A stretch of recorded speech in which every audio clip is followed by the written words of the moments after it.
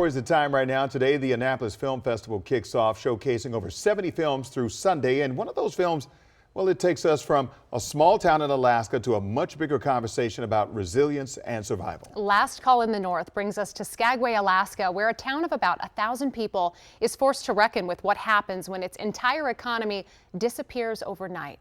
Growing crisis, aboard cruise ships. New COVID outbreaks on cruise ships. Canada extending its ban on cruises. Ships now bypassing popular destinations. We are literally locked in place with no business revenue. Add to that, the border's closed. They can't come here, we can't go there. You're stuck. Filmmaker, writer, and director Stan Bush spent years embedded in this community, capturing not just the crisis, but the very real, very human decisions that came with it. And he joins us now to talk more about Last Call in the North. Stan, great to have you with us. Good to have you, Simone. Thanks for letting me bring on here. I thought this was really fascinating because you didn't set out to make this film specifically. You were originally following the changing hands of a local newspaper, and then in just a few days, everything kind of changed for you. What was that like? Well, it's just like being on television in the news.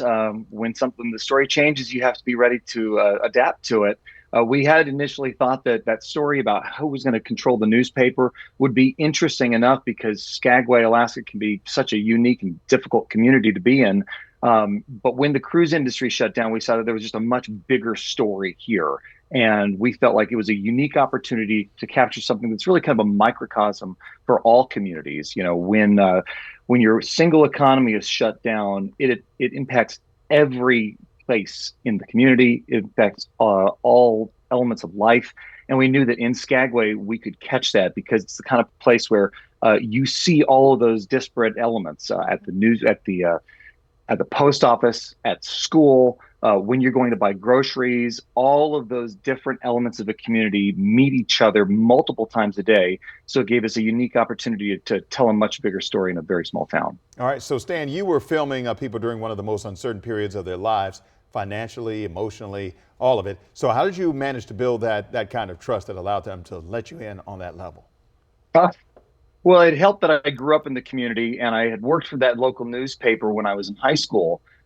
We found out that a story was going to be happening up there when we saw the newspaper was going up for sale. So I immediately started getting in touch with people to build that separate project. And when the crisis hit, we had an inside track on making sure that we could get access up there. That was actually probably the biggest piece of the story. We were filming in the middle of lockdown and had to get our production company turned into an essential business so that we could travel to Alaska, which was like going to a foreign country, and being able to be on the ground and start filming. Skagway was one of the last places on Earth that actually had a COVID infection, and it ended up being one of the last places on Earth to reopen from the crisis. While most places were, open 3 or 4 months after the lockdown, Skagway was shut down for 30.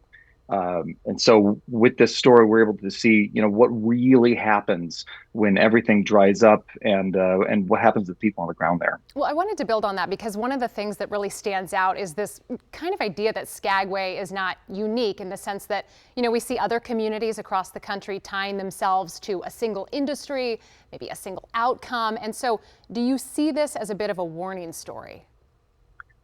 We absolutely saw this as a canary in the coal mine story because what happened in Skagway could really happen everywhere. It could be that you have the cruise ship industry shutting down, but it could also be that a mine shuts down. It could be that an automotive plant shuts down.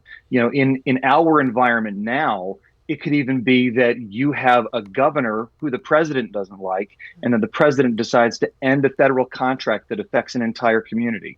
So when we were building this story, we knew that this was not going to be just like a culture war story, something red and blue. This is really about the war for keeping your community safe, for not just being resilient, but it's an intimate story about what happens to the people on the ground there. And our real goal in making the story and in the characters that we selected was that we wanted viewers to see their own community there, so that you would know that blue collar worker that has to go out at 4 a.m. every day, that you know the teachers, that you know the people that are maybe from an underrepresented community, that you really see the people that you know and that you understand their experience, and that maybe because of that you would see it in your life as well. All right, so when you step back now, what do you hope audiences take away from this? And for you personally, what's the part of the story that stuck with you the most?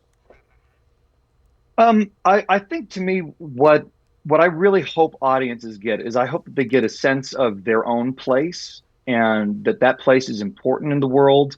We want the film to be seen. We think that the story here is relatable and that it is universal.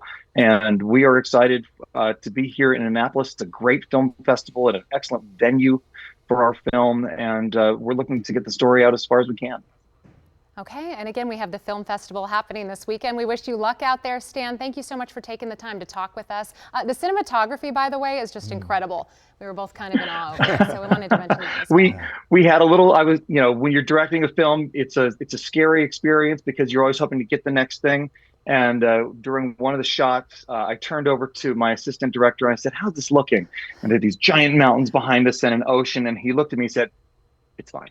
It's fine. Oh, it's more than fine. All right, filmmaker, writer, and director Stan Bush, good to see you, and thanks for the conversation this morning. Thank you.